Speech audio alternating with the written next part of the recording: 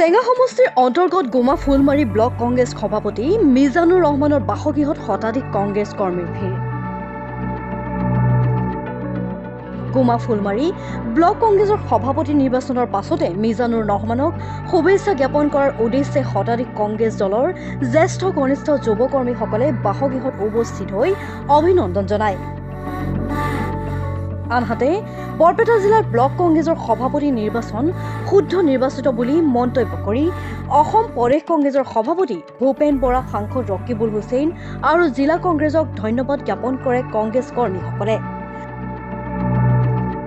চেগা সমষ্টিৰ অন্তৰ্গত বামুণদৰঙা গাঁও পঞ্চায়তৰ অন্তৰ্ভুক্ত কংগ্ৰেছ দলৰ জ্যেষ্ঠ কনিষ্ঠ নেতাকৰ্মীসকলৰ তৰফৰ পৰা সম্বৰ্ধনা জ্ঞাপন কৰে গোমা ফুলমাৰী ব্লক কংগ্ৰেছৰ নৱনিৰ্বাচিত সভাপতি মিজানুৰ ৰহমানক। চেঙা মণ্ডল কংগ্ৰেছ কৰ্মী সকলৰ লগতে বিভিন্ন প্ৰান্তৰ কংগ্ৰেছৰ দলীয় কৰ্মকৰ্তাই সম্বৰ্ধনা জ্ঞাপন কৰাৰ উপৰিও শুভেচ্ছা জ্ঞাপন কৰে। আগন্তুক পঞ্চায়ত নিৰ্বাচনৰ সম্পৰ্কে মত বিনিময়ৰ অন্তত কংগ্ৰেছ দলৰ জ্যেষ্ঠ কনিষ্ঠ সকলো কৰ্মীয়ে কয় যে আগন্তুক মিজানুৰ ৰহমানৰ নেতৃত্বত গোমা ফুলমাৰী ব্লক তথা চেঙা সমষ্টিৰ কংগ্ৰেছ দলৰ এক নতুনত্ব প্ৰভাৱ সৃষ্টি হ'ব বুলি আশাবাদী। আমি বিতৰ্কটো হোৱাটো স্বাভাৱিক, কাৰণ আমাৰ দলৰ সভাপতিয়ে আজি এটা প্ৰেছ মিটত কৈছে যে যেতিয়া দলত মানুহ বেছি হয় তেতিয়া অলপ শব্দ বেছি হয়। এইটো স্বাভাৱিক কথা, এইটো কোনো ডাঙৰ কথা নহয়। যোৱাকালি বিতৰ্কটো আমিও বৰপেটাত গৈছিলোঁ, তাতে আমি চাইছোঁ। বিতৰ্কটো যিকেই নহওক কিয়, আমাক যি নতুনকৈ গোমা ফুলবাৰী ব্লক কংগ্ৰেছৰ সভাপতি হিচাপে আমাৰ মিজানুৰ ভাই জানক যি আমাৰ সভাপতিৰ দায়িত্ব দিছে, এই দায়িত্ব দিয়া ব্যক্তিজনক প্ৰতি আমি সঁচাকৈয়ে মানুহজনক লগ পাই মানুহজনৰ লগত কথা পাতি আমি নথৈ আনন্দিত হৈছোঁ। আৰু এনেকুৱা মানুহ, ব্লক চলাব পৰা মানুহ, যথেষ্ট অভিজ্ঞতা সম্পন্ন ব্যক্তি, এনেকুৱা ব্যক্তিক এটা জিপিৰ এটা ব্লকৰ দায়িত্ব দিয়াত আমি বামুণদৰঙা গাঁও পঞ্চায়তৰ মণ্ডল কংগ্ৰেছৰ ফালৰ পৰা আমি তেখেতক ধন্যবাদ জানিছোঁ, আন্তৰিকভাৱে আমি আদৰি লৈছোঁ। কি ক'ব? নিশ্চয় পদোন্নতি হ'ব। আমি সকলোৱে মিজানুৰ দাৰ লগত আছোঁ। মিজানুৰ আগুৱাই যাওক, আমি তেখেতক সদায় সকলো প্ৰকাৰে আমি সহায় সহযোগিতা আগবঢ়াম, এই কথা আমি প্ৰতিশ্ৰুতি দিছোঁ। আমি বামুণদৰঙাৰ পৰা জনোৱাৰ উদ্দেশ্য লৈ আমি বামুণদৰঙাৰ পৰা ৰাতি 10টা বজাত আমি মিজানুৰ দাক সম্বৰ্ধনা জনোৱাৰ কাৰণে আমি মিজানুৰ দাৰ ঘৰত উপস্থিত হৈছোঁ। যোৱাকালি যিটো বিতৰ্ক হৈছে, বিতৰ্কটো হ'বই, কাৰণ পথ হ'ল এটা, মানুহ হ'ল কেইবাটাও।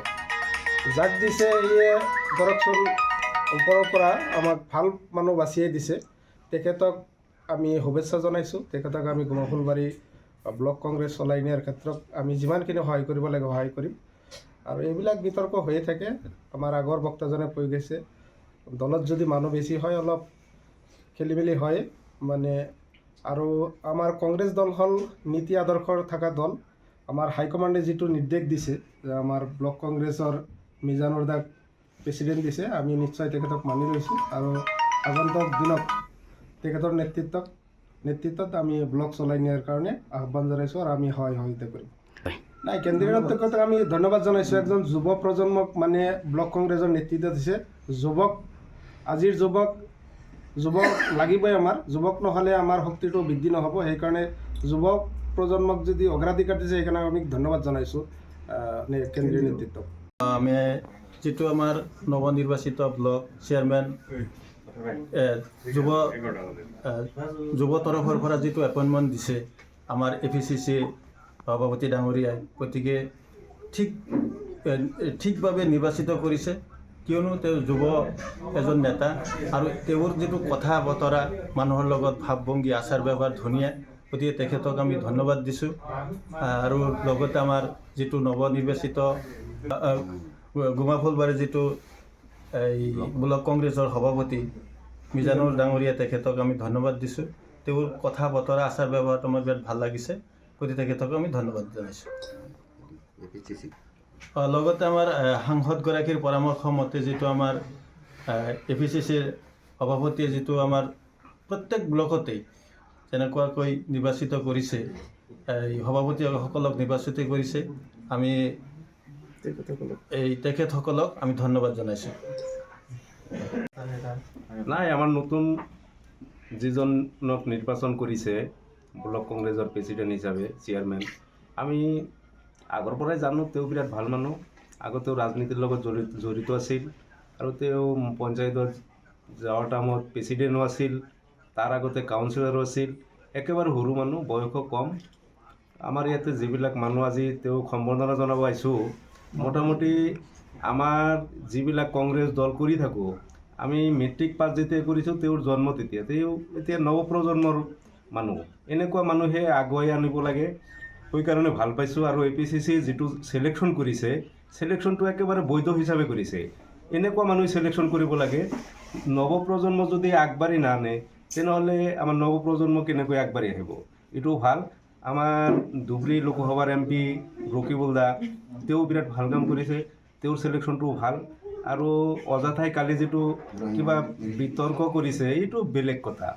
এইটো তাৰমানে কিবা কিবি তেওঁলোকৰ ঘৰুৱা আন্দোলন, সেইটো মানে কি আমাৰ কংগ্ৰেছত আনি ঢালি দিছে। সেইটো আমাৰ কংগ্ৰেছৰ দলীয়ৰ কোনো চাপ নাই, চিনচাপ নাই, সেইটো তেওঁলোকৰ ঘৰুৱা আন্দোলন হ'ব চাগে, আমি বুজি পাইছোঁ। আৰু ৰকিবুল দা আছিল তাত আমাৰ MP, তেওঁৰ ছিলেকশ্যন ভাল। আমি ধুবুৰীৰ পৰা কিমান ভোট দিছোঁ ৰকিবুল ছাৰক সেইটো নিজেই জানে। ধুবুৰীৰ সকলো মানুহে তেওঁক ভোট দিছে। আৰু তেওঁ আগতেও কেবিনেট মিনিষ্টাৰ আছিল, তেওঁৰ ছিলেকশ্যন কেনেকৈ ভুল হ'ব? তেওঁৰ ছিলেকশ্যনটো নিশ্চয় ভাল। এই ভাল মানুহ ছিলেকশ্যন কৰিছে, বেয়া নহয়। আমাৰ জাকিৰ হুছেইনো সিও ভাল, আমাৰ বৰপেটাৰ MLA ৰহিম MLAও ভাল। ইমানকেইটা মানুহ যদি ছিলেকশ্যন ভুল কৰি দিয়ে, তেওঁলোকে পলিটিকেলছ কেনেকৈ কৰে? তেওঁলোকে এটা MP MLA তেওঁলোকে ভুল কেনেকৈ এইটো এটা কৰিব, ছিলেকশ্যন দিব সামান্য এটা ব্লক কংগ্ৰেছৰ প্ৰেচিডেণ্ট বা চেয়াৰমেন? বুজি পাইছেনে আপোনালোকে? এইটো বিতৰ্কটো এনেই জনাইছোঁ, মানে পূৰ্ণভাৱে সমৰ্থন জনাইছোঁ। মইতো ক'লোৱেই যে যিটো তেওঁ ছিলেকশ্যন কৰিছে আমাৰ চেয়াৰমেনটো, এনেকুৱা ছিলেকশ্যনেই কৰিব লাগে। ভূপেন বৰাই বিৰাট তেওঁক আমি ধন্যবাদ দিছোঁ, বিৰাট ভাল ছিলেকশ্যন কৰিছে।